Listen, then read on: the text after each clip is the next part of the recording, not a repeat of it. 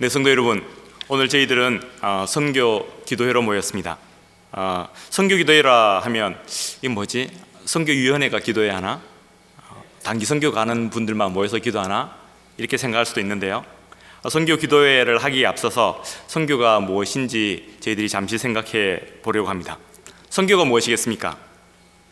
사람들마다 여러 가지 다른 말씀들을 하곤 합니다. 어떤 분들은 다른 나라에 가서 전도하는 게 선교다 라고 하기도 하고요, 어떤 분들은 다른 문화권에 가서 전하는 게 선교다 라고 합니다. 뭐가 맞고 뭐가 틀린 것은 아닙니다. 그만큼 선교에 대한 폭이 넓다라는 것입니다. 오늘 저는 선교가 보냄받아 가는 것이다 라고 정의를 하겠습니다. 한번 따라해 볼까요? 보냄받아 가는 것이다.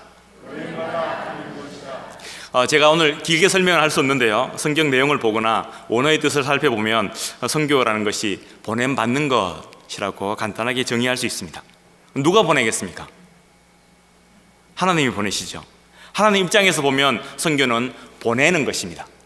그럼 반대로 우리 입장에서 선교는 뭘까요? 보냄 받는 것이죠. 선교사의 가장 좋은 샘플은 바로 예수님이겠죠. 예수님이 하늘나라에 계셨는데 하나님의 보냄을 받아서 이 땅에 오셨지 않습니까? 이 땅에서 그 사명을 감당하셨습니다. 공생애 동안에 예수님은 틈만 나면 내가 내 마음대로 온 것이 아니다, 하나님께 보냄받아서 왔다라는 말씀을 자주 하셨습니다. 요한복음 8장에 보면 나는 스스로 온 것이 아니요 아버지께서 나를 보내신 것이니라 라고 그렇게 말씀합니다. 예수님의 모습을 볼 때에 선교는 보냄받는 것입니다. 보냄받아서 복음을 전하는 것, 보냄받아서 사명을 감당하는 것, 그것이 바로 선교입니다. 선교는 보냄받은 예수님을 닮아가고 따라가는 것이 바로 선교입니다. 예수님께서 하셨던 일을 우리가 하는 것이 바로 선교입니다. 선교사의 두 번째 샘플을 찾는다면 바로 성령님일 것입니다.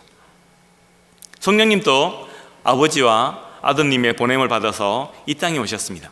예수님께서 이 땅을 떠나시기 전에 뭘 하셨습니까? 내가 가면 보혜사를 보내겠다라고 하셨죠. 우리는 보통 그 보혜사라는 단어에 집중을 하는데요, 보혜사를 어떻게 한다고요? 내가 보내준다 라고 말씀하셨습니다. 그리고 오순절 성령님이 임하고 난 뒤에 베드로가 놀란 사람들에게 이렇게 설교합니다. 사도행전 2장 33절에 보면 하나님의 오른손으로 예수를 높이시매 그 약속하신 성령을 아버지께 받아서 너희가 보고 듣는 이것을 부어주셨느니라 하였습니다. 다시 말해서 예수님께서 그 성령을 약속하셨던 것처럼, 말씀하셨던 것처럼 우리들에게 부어주셨다. 그리고 그 부어주신 것의 현상이 너희들이 지금 보고 있는 것이다 라고 하는 것입니다. 예수님이 누구에게 보냄받았다고요? 하나님께 보냄받았다 했잖아요. 그 하나님께 보냄받은 예수님은 이 땅에 오셔서 베드로에게 그 너의 신앙 고백 이후에 교회를 세우겠다 하셨지요. 그리고 하나님과 아들에게 보냄받은 성령님은 오순절에 그 교회를 실제로 세우셨습니다. 교회가 무엇입니까? 제가 처음에는 선교가 뭐냐고 물었는데요, 이제 교회가 뭔지 묻습니다. 교회가 무엇입니까? 교회는요, 보냄받음 위에 세워진 것입니다. 교회는 보냄받음 위에 세워진 교회입니다. 성령께서 이 땅에 오셔서 보냄받으셔서 하신 첫 번째 일이 바로 그 보냄받음의 사명을 감당하는 것이었습니다. 교회를 세우는 것이었습니다.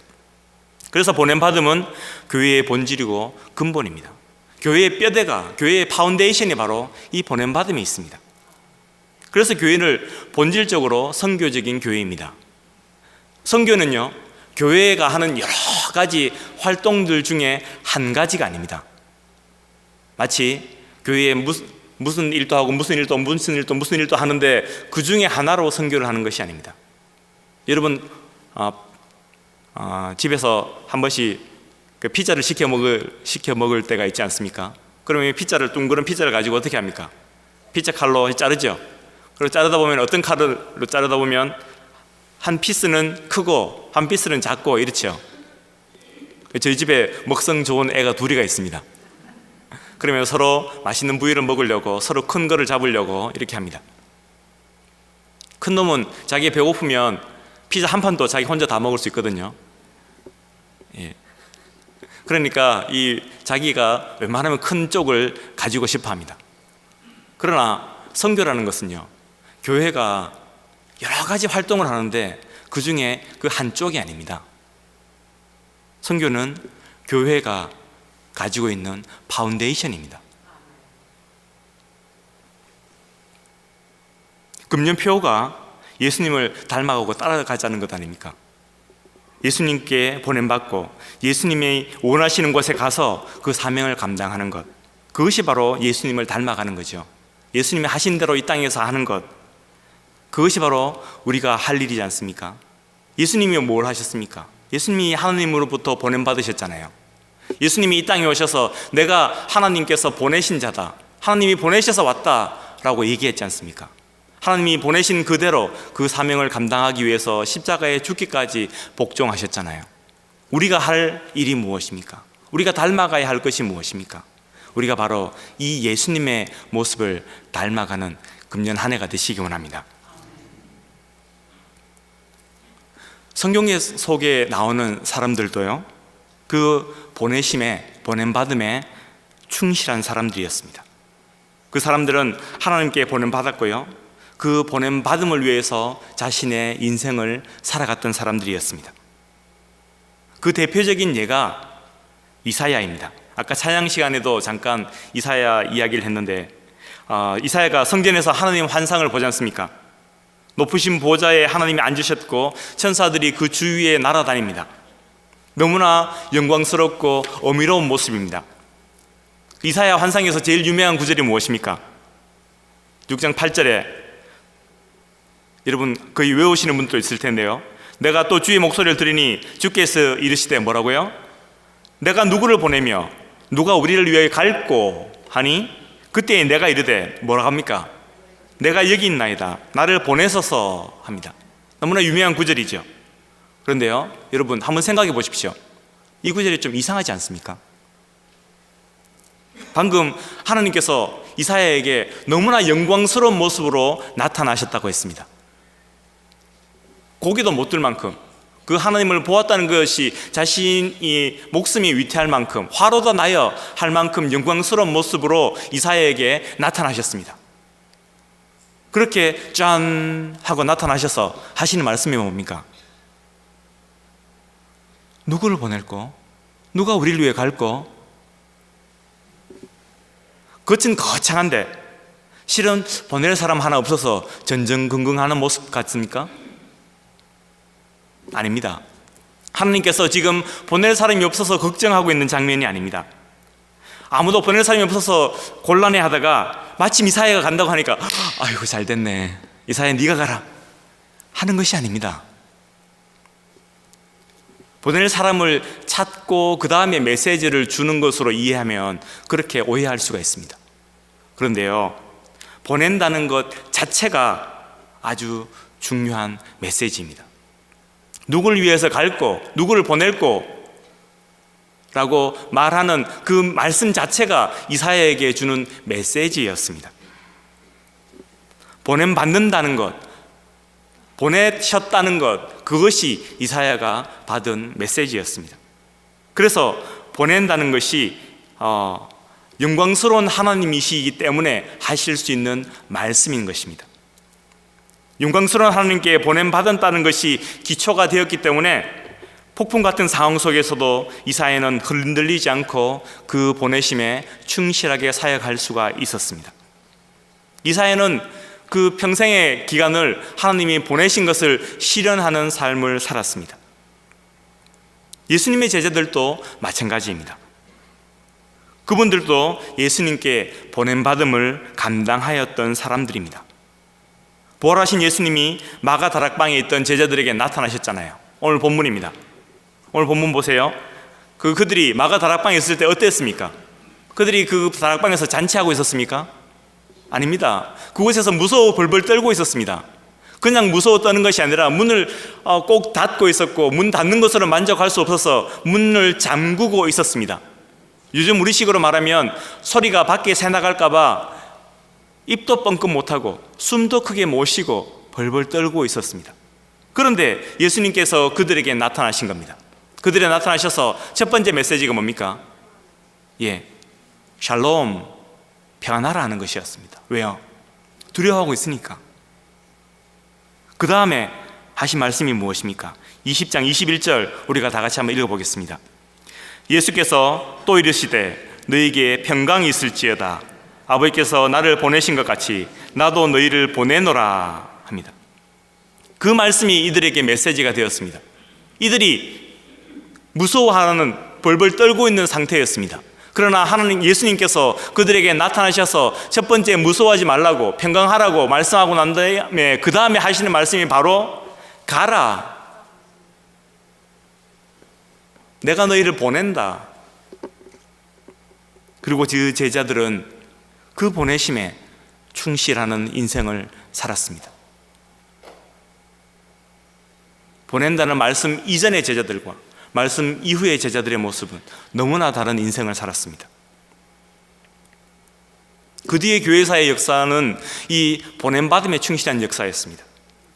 한국교회가 세워진 것도 이 보냄받은 선교사들의 헌신 덕분이지 않습니까? 여러분, 루비 캔드릭이란 그런 텍사스 출신의 자매를 아십니까? 20대의 이 자매는 텍사스에 있는 기독청년연합회에 편지를 썼습니다. 그가 25살이었습니다. 만일 내게 1000개의 목숨이 있다 해도 그 모두를 한국을 위해서 바치겠습니다. 마침 그 편지가 청년의 연합회를 하고 있는 대회에 배달이 되어졌습니다. 모두가 그 편지를 낭독하는 소리를 듣고 감동을 받았습니다. 그리고 그 다음 날이 되었습니다.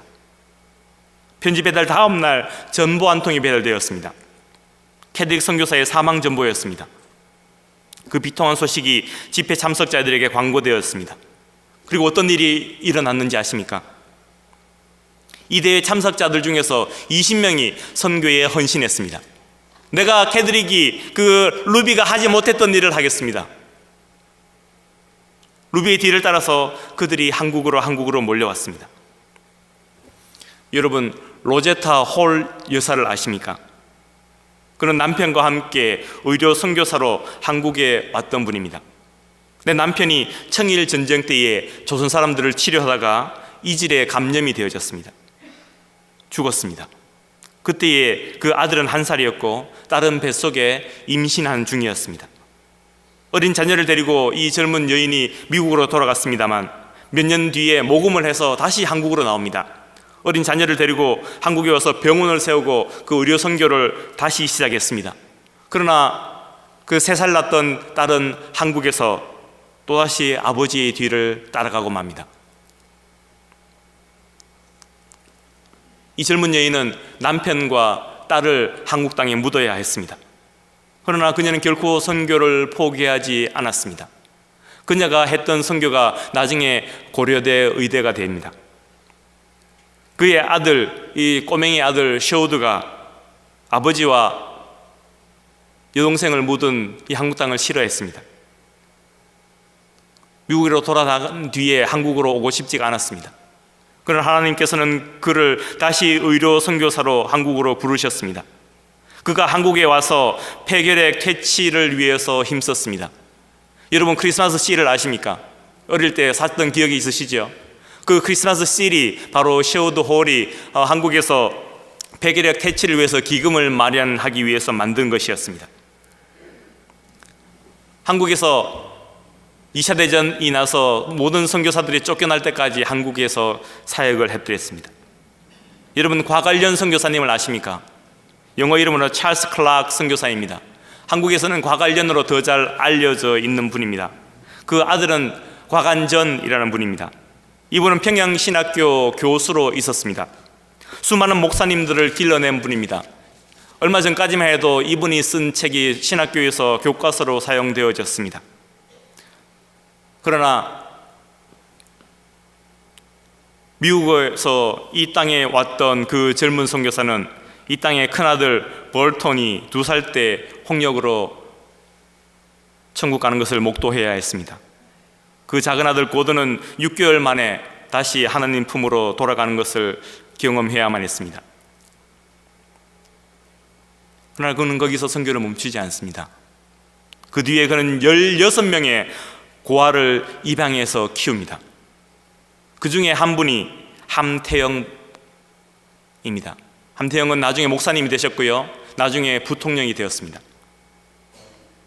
여러분, 하디 선교사를 아십니까? 하디는 캐나다 토론토 의대 출신의 스마트한 의사였습니다. 그는 1907년 평양 대부흥 운동에 불을 지키는 역할을 했습니다. 평양 대부흥 운동 전에 원산 부흥 운동이 있는데요, 그 원산 부흥 운동이 시작이 이 하디 선교사님으로부터 시작되었습니다. 나중에 그는 협성 신학교와 피어슨 신학교의 교장이 되었습니다. 그러나 그도 역시 한국에 온 지 3년 만에 1개월 된 큰딸을 잃었고요, 한창 부운동을 주도하던 1909년에는 6살 난 작은 딸마저도 천국에 보내야만 했습니다. 이런 이야기를 하자면 끝이 없습니다. 양화진에 가면 수많은 묘가 있습니다. 그 묘지 비석에 보면 Our baby girl, 모건 엘리자베스 아이비 5개월, My son rest in peace, 프랭클린 헛 세컨드 5일, You will always be in a part of us, 피터 카트라이트 1일. 자기 자녀를 수도 없이 그 땅에 묻으면서 선교한 덕분에, 그 보내심에 순종하였던 그들의 헌신 덕분에 한국이 선교되어졌습니다. 사랑하는 성도 여러분이요, 주님은 오늘 또 우리들에게 말씀합니다. 주님은 오늘 우리들 또 보내기 원하십니다. 부활하시고 나서 제자들에게 나타나셔서 주님이 아버지께서 나를 보낸 것 같이 나도 너희를 보내노라 제자들에게 말씀하셨던 것처럼, 주님은 오늘 우리들에게도 내가 너희들도 보내기 원하노라 말씀하고 계십니다. 주님은 오늘 우리를 보내기 원하는 주님이십니다. 장기 선교사로, 단기 선교팀으로, 선교 후원으로, 선교 기도의 자리로 우리를 보내기 원하십니다. 성도 여러분이요, 오늘 포커스가요, 조심해라, 너도 나가면 죽어, 그것이 아닙니다. 웃으라고 드린 말씀인데 너무 거룩하신 표정인데요, 오늘 포커스는요, 가라는 소명에 순종한다는 것이, 그 보냄 받는다는 것이 얼마나 영광스러운 것인지, 그것이 얼마나 포기할 수 없을 만큼 소중한 것인지 말씀드리는 것입니다. 나는 어디로 가야 하겠습니까? 금년에 내가 어느 선교지로 갈지 한번 생각해 보셨습니까? 교회와 평원 단기 선교에 참여해 보십시오. 11개의 선교지가 여러분을 기다리고 있습니다. 이 베이 지역을 위해서 선교에 헌신해 보십시오. 이 베이 지역에 70여 개의 소수 민족이 살고 있습니다. 우리는 선교적으로 생각하고 선교적으로 행동하고 선교적으로 살아가는 자들이 되어야 합니다. 우리의 생각과 시각과 우리의 삶이 선교적이 되어야 합니다. 참으로 우리의 마음이 하나님의 선교에 열려 있어야 합니다. 주님, 제가 어디로 가기를 원하십니까? 주님, 제가 무엇을 하기 원하십니까? 주님께 보냄받은 자로 2018년을 살아가는 저와 여러분 되시기 간절히 축원드립니다.